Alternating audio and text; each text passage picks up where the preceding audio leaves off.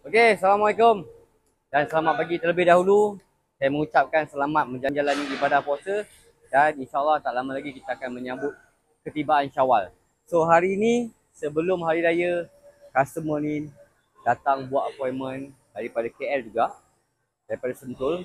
Kereta Toyota Estima SCR 50. Kereta ni model lebih kurang tahun 2010 hingga 2015. Jadi kereta ni pada mulanya datang sebab absorber ni berbuai, lembut. Bila naik bumper tu dia berenjut-renjut.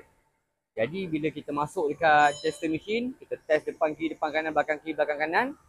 29 depan kiri, 31 depan kanan, belakang kiri 40 dan belakang kanan 36. Terlalu tinggi bacaan dia.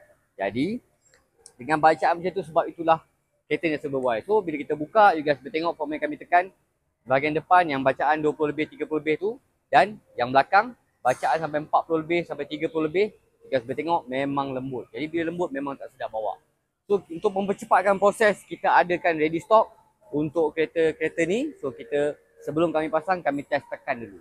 So bila tekan memang firm, alhamdulillah memang sedap. Jadi bila dah pasang semua, dah siap depan belakang, kiri kanan semua dah siap, saya sendiri pergi test, alhamdulillah memang best.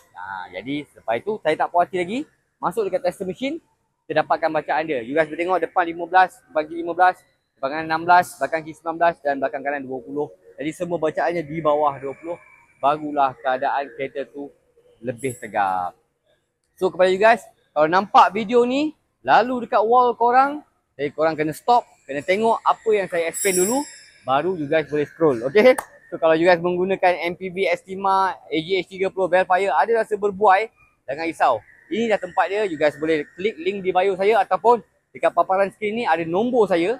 Boleh roger saya direct. InsyaAllah kita akan settlekan. Yang paling penting guys, kita kena kekalkan original cover. So insyaAllah kita akan jumpa lagi dalam video seterusnya. Yang paling penting, berhati-hati di jalan raya menyambut Syawal. Okay, so jumpa lagi. Bye bye. Assalamualaikum. Raiba Auto, whack the corner. Bye bye.